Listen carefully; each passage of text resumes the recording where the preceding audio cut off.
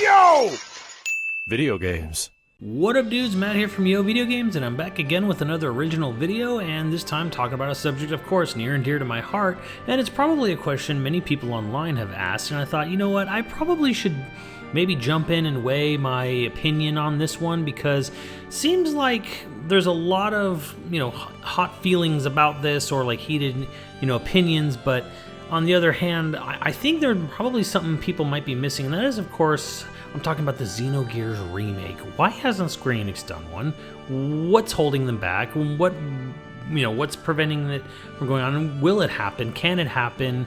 And, is it going to happen? And I think it's time for me to just kind of jump in and say, okay, here is everything you need to know about why Square Enix hasn't remade Xenogears and why Square Enix may not remake Xenogears.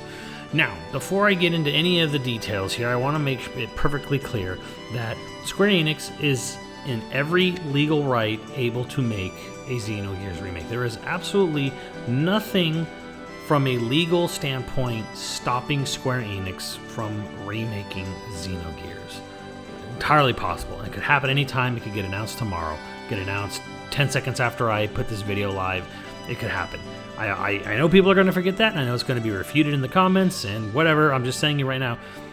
Yes, it could happen. It absolutely could happen. There's nothing stopping Square Enix from remaking Xenogears. But I'm here to sort of explain why it hasn't happened yet and why it may still not ever happen. And where did this all come up? Well, this kind of came up earlier this year when the first trailer for Star Ocean, the second story R, kind of got shown. And we're right on the release. Game came out this week. It's actually pretty dang good.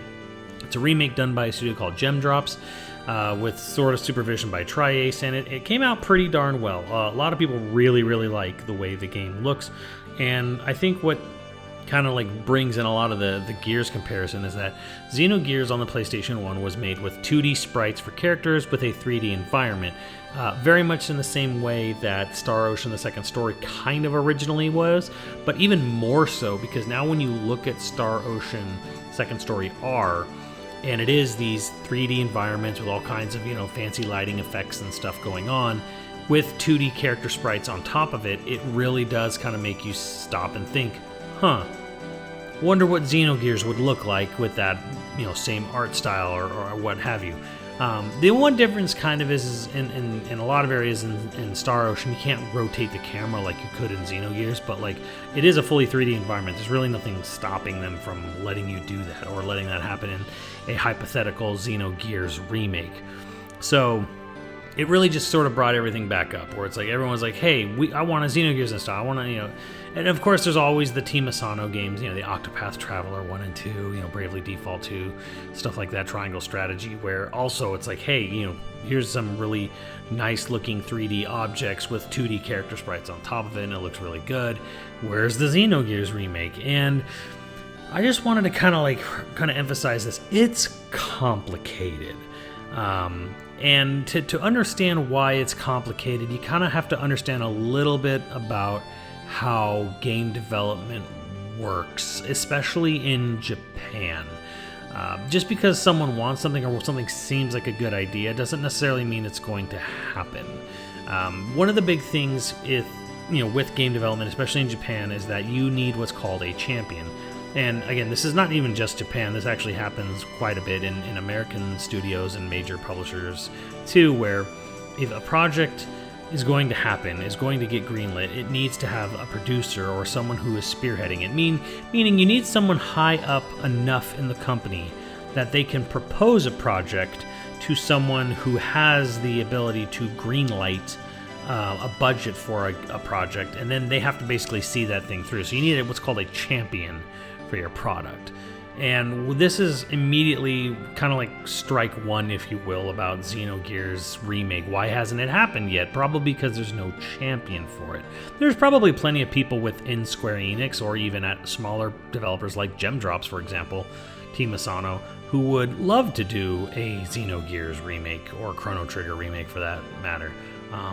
But they are not producers. They are not people who do the role of that. They're not people who report directly to someone who's an executive who gives the ability to green light and say, yes, let's do this. This sounds like a good idea. And what a producer needs to do is they need to put together a whole portfolio of like, I want to do this project. This is what it's going to cost to, make. This is how many people we'll need. This is how long it will take. And this is basically what I think overall it's going to cost to bring it to fruition, to market.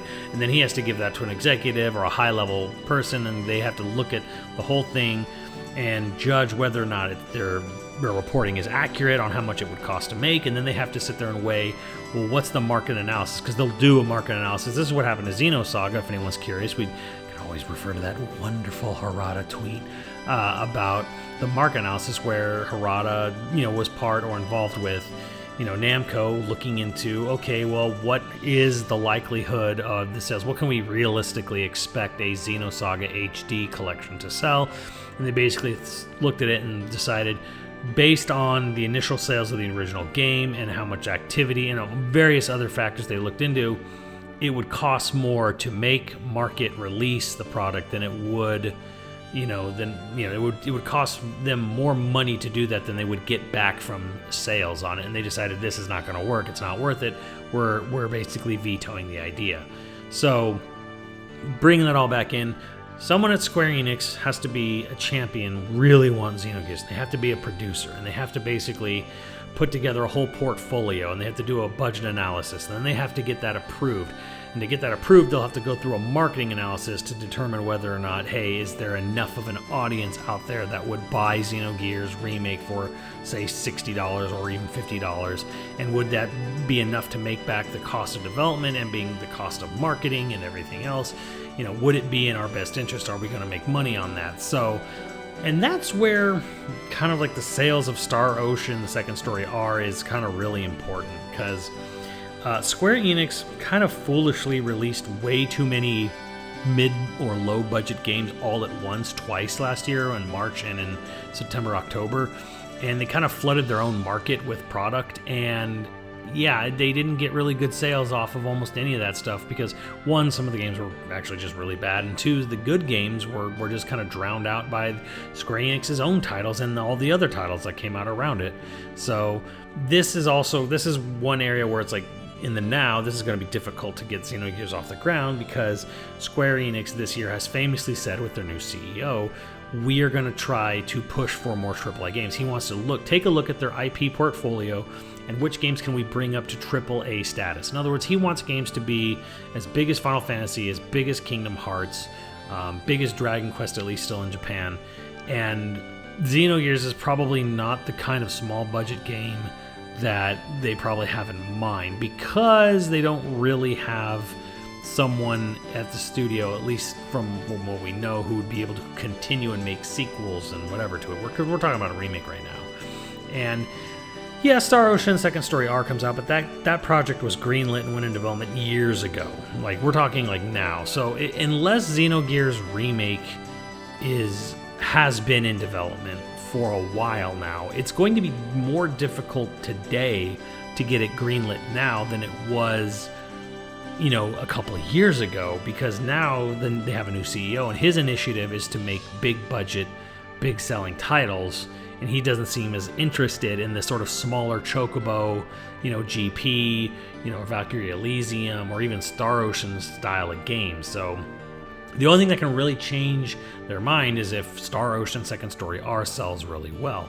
Now, the initial critical reception has been very, very good for Star Ocean Second Story R, so that's a good sign. Hopefully sales can match it up, because it's going to need, the sales of a game like this is going to be what a Xenogears Remake hypothetically would need the most to really prove to them that there is a market for, hey, a PS1 era RPG that's not Final Fantasy, but definitely has an audience. Because I don't think the sales of Legend of Mana or Chrono Cross Radical Dreamers Edition really did all that well for Square Enix, so I can imagine that, like, digging up another PlayStation 1 era RPG for another remaster or full-on remake is probably going to be a tougher sell. It's only getting tougher the more that these PS1 remasters and remakes don't sell. So there's complication kind of number one right there, is like, I don't know if there's a champion within the halls of Square Enix to do this. The other thing that's kind of problematic is that the people who made Xenogears left Square Enix a long time ago. And not just the creator, which, you know, is Tetsuya Takahashi and his wife Soria Saga. The power couple left, and then they formed their own company, and they took the vast majority of the staff with them.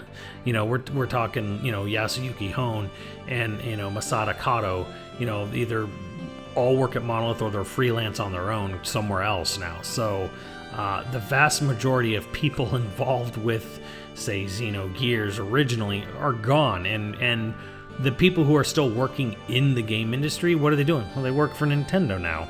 So, you know, it always was a personal project. And here's the other kind of issue. Here's your sort of strike two, if you will. And that is Xenogears needs a ton of quality of life features, which a remake would naturally get it, like Star Ocean. Star Ocean Second Story R is a full-on remake. It's not like, oh, they're just sort of touching up code that already exists. No, it is a full-on remake. So that would be good for Xenogears. But here's the problem, and that is Disc 2. Because Disc 2 is a visual novel because of the way the development on Xenogears originally went, where they ran out of time, and Takahashi was told by Squaresoft to try to cut it off at a certain climactic moment, and he really didn't want to stop the story there. He really wanted to tell the story all the way to the ending of the game we got. So he compromised by making a lot of Disc 2 a visual novel. And you know, for some people, this was a fine compromise because, you know, it's still lore and story. But if you're going to flesh out the game, say in a remake, that means you're going to have to start writing in missing pieces of the story that was sort of briefly, you know, gone over in the visual novel format. You should say make that part of the game, huge gameplay segments. Now you're going to have to start writing in the holes and the gaps in Takahashi and Soria Saga's writing. And that gets a little weird and a little tricky because a lot of people immediately come to the idea that, like, well, Monolith Soft should do it. Have them supervise it. Have them, you know, Takahashi and Soria Saga, have them involved in the remake. And here's the problem with that. They are employees of Nintendo. Nintendo is not going to just allow an employee of theirs, a very well-to-do, high-ranking employee, to just go and work freely on a Square Enix title that will be hypothetically released for the PC, the Xbox, and the PlayStation. So that's where things get a little tricky to do, which maybe you can circumvent this all by saying, like, well, then Xenogears Remake would be a Switch exclusive. That's a possibility, but here's where that gets even more complicated. Is like, okay, if they wanted the original creator's involvement, specifically Takahashi's, he is an employee of Nintendo, which means the game kind of has to be a Nintendo exclusive, like Mario is very much in the same vein of Mario RPG. So if that's the case, then it becomes, okay, well then Square Enix might have expectation of Nintendo to foot some of the bill. I imagine Nintendo might have some monetary involvement in Super Mario RPG. And if Nintendo is, say, uninterested in letting Monolith Soft work on a Square Enix title in any supervisory capacity, they might be, you know, it might get a little weird where it's like, okay, well, Square Enix, you want to make this, you have to foot all of the bill, and then you have to, like, pay for our employee's time and whatever he's going to do. So this gets, you can already see where the waters get a little muddled and murky here, where, okay, well, it's just simple, make it a Switch exclusive so that the original creators can be involved in the project. And it's like, yeah, but then who's paying for the project? Because is Nintendo going to start putting money into the project, or is they going to make Square foot the whole bill for it? Will Square want to be footing the whole bill for this? And then comes the other part of the aspect where, if Monolith Soft in any way, shape, or form is involved in the supervision of this project, that means their time is being taken away from their own projects for Nintendo that Nintendo is publishing themselves. Again, this gets very complicated because if you want original creator involvement, it basically one necessitates a Switch exclusive, and then Nintendo has to be okay with the idea that you are taking away time from them working on their own games for Nintendo. And it's really hard to see Nintendo seeing the benefit to that necessarily. So there's a sort of like strike 2 and 2.5. And then here's the ultimate strike 3, which is very related to 2, and that is it may not be the best optics for it. Now there is, believe it or not, there still is a sort of honor and trust system in Japan. You might think that like money talks, money rules all, kind of, sort of, but you don't know vindictiveness and pettiness until you've worked with people who've worked in the Japanese game industry. There's a reason Mega Man seems to be kind of like absent. Here was 11 kind of mysteriously announced and released at a specific timing, and then that was it. And then there was a reason why, so yeah, like there's reasons behind things just sort of kind of disappearing off the face of the earth, and like why'd they stop making games like this? So, and what I'm getting at here is that, say Xenogears Remake does go into production, because again, there is nothing stopping Square Enix financially or legally from remaking Xenogears. It can absolutely happen. I'm going to say that again, because I know some of you in the comments are already furiously typing. There's nothing stopping Square Enix from doing it, and it could still happen. But here's the thing. The brand of Xeno was made into what it is today by Nintendo, and more specifically by Iwata. Iwata himself is the one responsible for the resurrection and ultimately the rise of the Xeno branding, because Square 25 years ago was uninterested in continuing the Xenogears storyline. Now remember, that was episode 5 of 6, and there were supposed to be 5 other games after Xenogears, before and after. Didn't happen. Then at Namco, Xenosaga was supposed to be a 6-game storyline. That was cut down to 3, and after the merger with Bandai. So Xenoblade is the full, actual realization of Takahashi's grand epic. There's a reason why Future Redeemed ended with a song by Joanne Hogg. So, all that being said, if Square Enix decides, hey, let's make a Xenogears remake, we're basically piggybacking off the success of Xeno and its creators and their work, which they did under us 25 years ago, that we basically abandoned, and then Nintendo made successful. And now we're going to make a remake of it, and we're going to sell it on our competitors. It's basically kind of like saying, like, well, I'm kind of making a version of Xeno, a Xeno game that I have legal rights to, and I'm going to put it on Switch, yes, but also on your competitor systems. That might look a little weird when you're so closely aligned with Nintendo as a partner. Like, again, they're releasing Mario RPG this year. They have, year-long exclusives with Live Alive, and usually with Octopath Traveler games, like they come out on Nintendo first and they stay there for about a year or so. So they have a good working relationship with Nintendo, and it would be kind of odd for them to suddenly take a branding, for better or worse, a word-associated franchise, Xeno, as in Xenogears and Xenoblade, and for them to make a product and then sell it on competitors' hardware like PlayStation, Xbox, PC. I can see that being somewhat of a kind of bad business move, or it might look like you're kind of using Nintendo. And I don't think that might be, you might think that's just overthinking internal company politics. I don't know. I've seen pettier things happen in the Japanese game industry in all the years I've been covering video games. So I just want to kind of point out there that the optics of Square Enix taking the name Xeno Anything from the same developers Nintendo owns, remaking it, putting it out on competitors' hardware, and then maybe they could do a thing where it's like, hey, it's exclusive to Nintendo for a year. It has no involvement with Monolith Soft or Takahashi, which would also just be weird for them to go ahead and do this with no involvement from its original creators, and then we'll make it exclusive to Nintendo for a year. Won't that be enough? Maybe. because, again, Nintendo is the one who made Xeno what it is today. No thanks at all to Reggie and Cammy Dunaway for whatever strange reason they had hated all of Monolith Soft's projects during the Wii era. But, God bless Nintendo of Europe. Nintendo, of Europe and NCL, they made Xeno what it is today. So it might just look optically kind of bad for Square Enix to sort of like just jump on the bandwagon there and take, well, we own this and we can legally do this, so let's just do it, regardless of the fact that it kind of feels like we're sort of like taking from Nintendo's stock.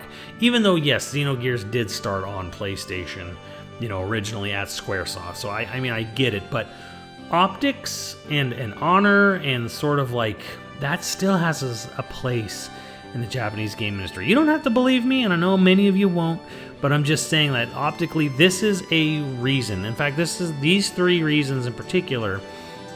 These are the reasons why I don't think Xenogears Remake has happened yet. This is why I don't, why hasn't there been an announcement of one? Why hasn't, maybe, and why is there not one? Why is this possible that they may never remake Xenogears? Yes, it is possible. These are the reasons why I think it's entirely possible you're not ever going to see a Xenogears remake, because it might be considered stepping on the toes of Nintendo and their successful brand IP that they've sort of built up and cultivated, thanks to Iwata. And also you'd have to do it without creator involvement, or if you did make a creator involvement, that makes the finances of it kind of murky.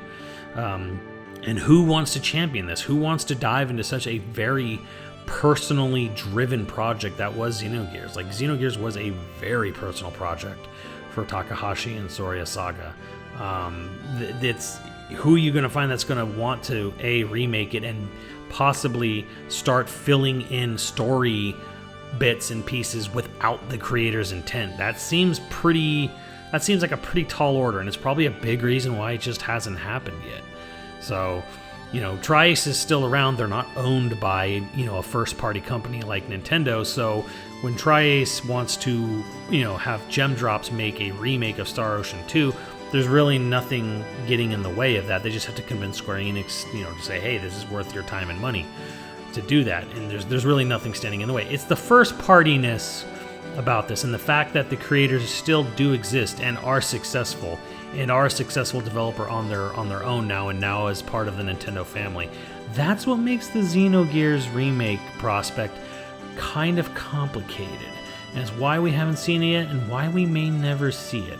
I hope this clears some things up for some of you, and I hope the discussion can remain civil. But yeah, like would I personally like a Xenogears remake? Kind of, sort of.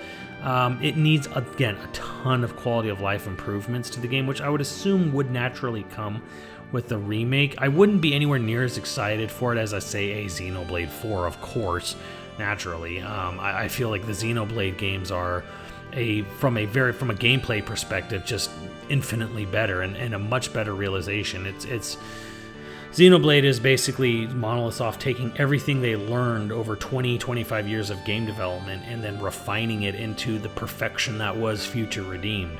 So that's kind of where I stand on it. Would I be curious? Absolutely. Would I play it? Yes, of course. Is it something I'm dying to have? Not really. I feel Takahashi finally got to realize his vision this year with Future Redeemed anyway. So that being said, would I like it? Yeah, but these are the reasons why you haven't seen and may never see a Xenogears remake.